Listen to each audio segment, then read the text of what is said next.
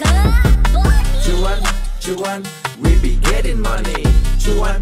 Oke Mas Bro, sebelum kita lanjut ke videonya, saya share info bahwa grup STS akan open lagi STS rekomendasi bulan April. Kalau bingung STS rekom itu apa, lihat video di atas. Nah, di sini kita ada dua grup teman-teman ya, grup STS rekom dan STS diskusi. Dan untuk saat ini ada dua bonus teman-teman ya. Bonus pertama yaitu dividen saham di bursa yang udah online. Terus yang kedua adalah rumus saham uptrend, teman-teman. Nah, kita intip dulu STS yang masih jalan saat ini. Nah, video ini saya rekam di tanggal 13 jam 12 siang ya, waktu istirahat teman-teman. Kita di sesi 1 ini di tanggal 13 dapat cuan di GJTL, VTNY, Hoki, terus ada laba, mesin, Hill, dan Yachts. Ya, lumayan dapat 5 atau 6 tadi ya profitnya. Nah, untuk yang kemarin teman-teman, karena ini masih setengah hari ya, masih ada nanti sesi 2. Nah, ini yang kemarin di tanggal 12 teman-teman. Nah, kita dapat cuan di saham apa aja nih, yaitu BIF ya, BMRI ini swing. Jadi ada menu swingnya, nanti teman-teman pakai tabel khusus. Terus ada Hill, ada IOS, Awan ya, terus Mimik, INDX, Bufa, LPPF, dan KKGI. Lumayan kita dapat 8 atau 9 untuk di tanggal 12. Nah, kita cek untuk bonusnya teman-teman. Nah, ini adalah penampakan dari bonusnya teman-teman. Peran dividen saham di bursa di tahun 2025. Karena ini masih sampai bulan Desember, jadi baru kepake 1 bulan nih guys ya, Februari dan Maret. Jadi masih ada banyak banget nih yang belum kepake teman-teman. Dan di sini langsung update ya untuk harganya. Ini langsung online update ya teman-teman. Ini yieldnya itu adalah yield yang update teman-teman ya. Karena ini udah online seperti itu teman-teman. Langsung download aja di grup STS Rekom tadi. Nah, untuk bonus yang kedua teman-teman yaitu rumus saham uptrend. Nah, di sini teman-teman nggak usah nyari-nyari nih saham apanya yang lagi uptrend hari ini. Nah, ini screening ini saya klik di tanggal 13. Nah, ini di tanggal 13 jam 12 siang itu ada 30 saham yang uptrend, yaitu SMDM, DCI, dan seterusnya. Ada 30 teman-teman. Nah, kita coba cek salah satu, yaitu DMMX misalnya. Ini kan udah naik tinggi nih. Nah, ini ada yang belum naik tinggi nih teman-teman. Nah, ini saham-saham yang uptrend nih hari ini. Nah, di MMX teman-teman ya, ini uptrend ya. Jadi teman-teman gak usah khawatir nih, gue mau trading di saham uptrend nih sama-sama apa aja ya, tinggal klik aja. Itulah saham-saham uptrend di hari ini. Oke, kita lanjut ke videonya teman-teman. Oke Mas Bro, kali ini kita bahas tentang pemesanan saham UP.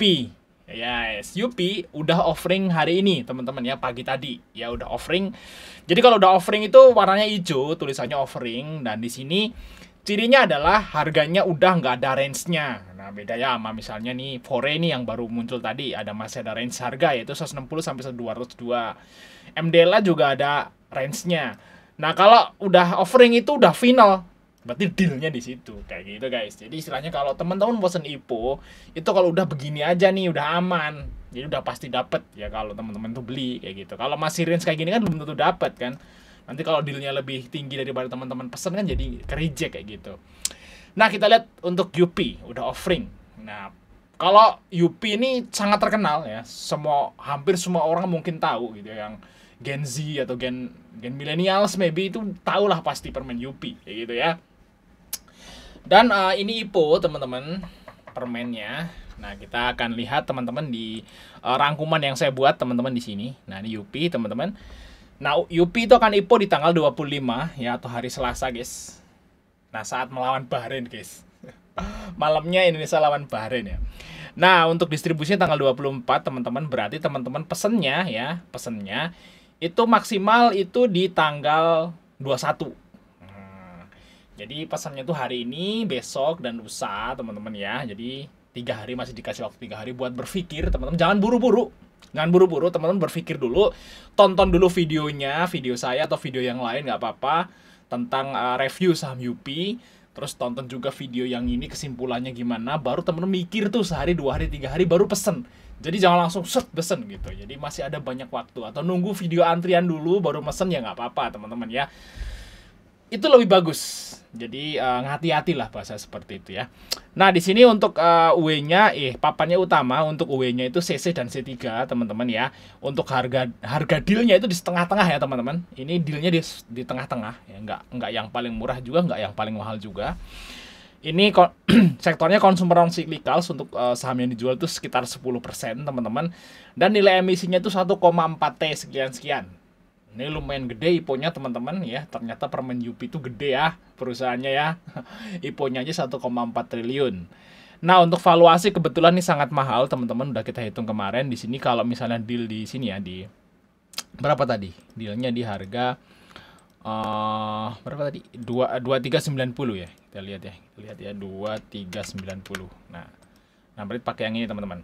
Nah, itu PBV-nya udah 9. Ya di harga ini, ya di harga IPO yang udah final itu PBV-nya udah 9 kali, 9,7. Ya, ini harga bukunya tuh 246, teman-teman. Nah, untuk pairnya itu 26 juga udah tinggi pairnya. Nah, untuk hutangnya masih aman ya, 27%. Ya, untuk ROE-nya itu gede, 37%, teman-teman. Wow, luar biasa. Saham UP itu ROE-nya 37%. Ya, kemungkinan berarti kalau udah dipotong sama karyawan, terus produksi dan segala macam, mungkin satu misalnya UP harganya 1.000, itu paling modalnya mungkin 200 perak atau mungkin 150 perak. Ya, mungkin seperti itu ya range barangnya sebenarnya harganya. Dan kalau udah dipotong listrik, produksi, gaji karyawan, nah untung bersihnya 37% masih. Luar biasa ya, gede ya.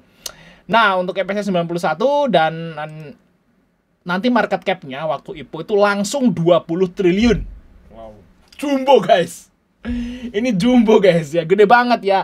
Market cap-nya udah 20 T, itu gede banget, teman-teman. 20 triliun tuh gede ya. Ini udah masuk ke ranah blue chip ya.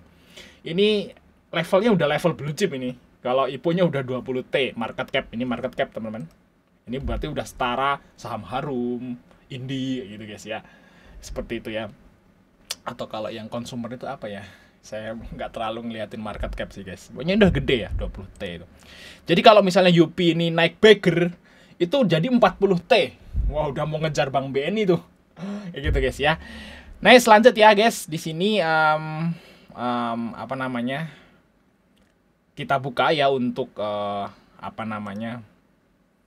kesimpulan yang saya buat, teman-teman. Tapi kesimpulan ini adalah personal, teman-teman. Personal apa ya? Ya mungkin atas pendapat pribadi saya masing-masing. Jadi teman-teman jangan sakit hati kalau saya ngasih sebuah kesimpulan atau istilahnya pendapat yang saya kemukakan. Kalau teman-teman mau pakai monggo, nggak pakai ya nggak masalah kayak gitu, guys. Jadi cuman konten aja, guys. Nah, kita buka teman-teman di sini. Nah, jadi kesimpulannya saya nggak pesen ya, teman-teman, untuk IPO UP. Saya kasih rating 5,10. Jadi kalau pesen itu minimal saya 6, guys. Kalau 6 tuh masih saya pesen ya. Kalau ratingnya saya kasih 6 itu saya masih pesen.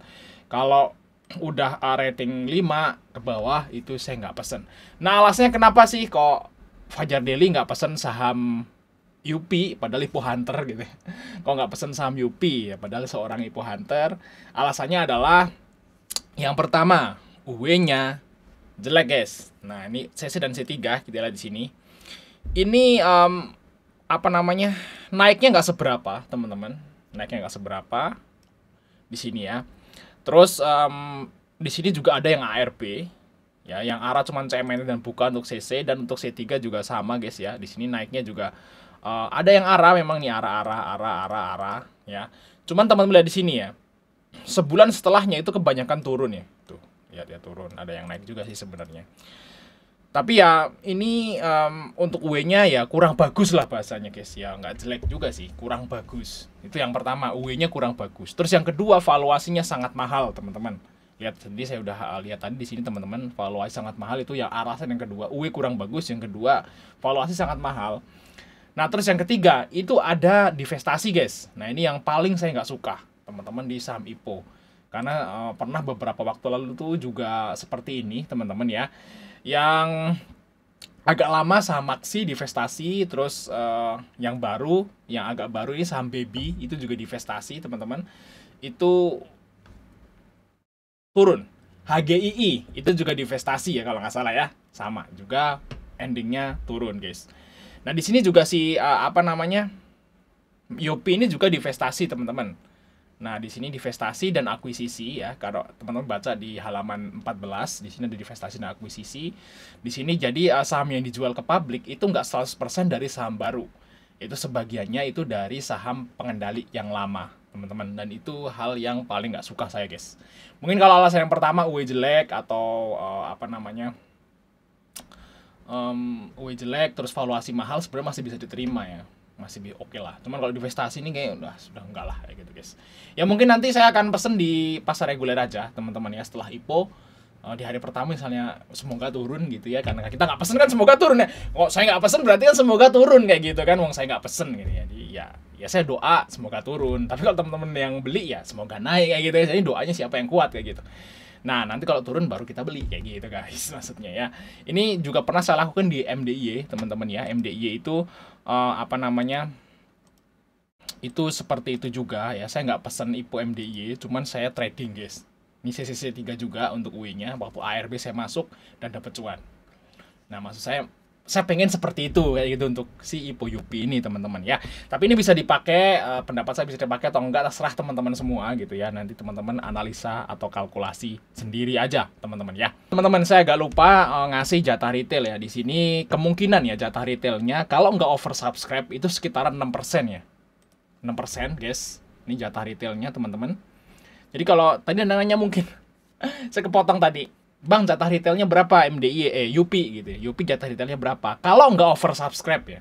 Tapi kayaknya sih nggak, agak sulit ya buat oversubscribe. Karena memang ini udah mau lebaran, IPO-nya juga jumbo. Kayaknya masyarakat juga agak kurang antusias dengan IPO ini. Harusnya sih nggak oversubscribe. Kalau nggak oversubscribe berarti jatah retail itu cuma 6% loh sebenarnya. Jadi dari nilai emisi 1,4T ini, ya sekitar 6%-nya itu dikasih ke retail atau sekitaran 76 atau 70 juta, 70 miliar lah. 76 miliar atau 77 miliaran lah. Nah, itu akan dikasih ke kalian semua. Nah, kecil bang jatah retail. Ya, kalau lihat dari persentase sih kecil guys. Cuma, kalau nilainya gede, 77 miliar, itu gede. Di sini kita lihat ya, IPO nih, IPO obat aja cuman 59 miliar. Totalnya padahal nih, ya kan? Nah, terus ini IPO YOI aja cuma 40 miliar totalnya. Nah, ini IPO Kesik aja 145 miliar totalnya. Nah, ini jatah retail doang udah 77 miliar. Ya gitu guys maksudnya ya, termasuk gede kalau menurut saya guys. Ini guys nilainya gitu ya, bukan persentasenya. Nah itu guys kesimpulannya, saya jadi nggak pesen teman-teman ya. Kalau misalnya teman-teman pesen ya monggo silahkan gitu ya, dianalisa lagi aja. Semoga aja teman-teman cuan kalau yang pesen gitu ya. Sampai ketemu di video berikutnya teman-teman.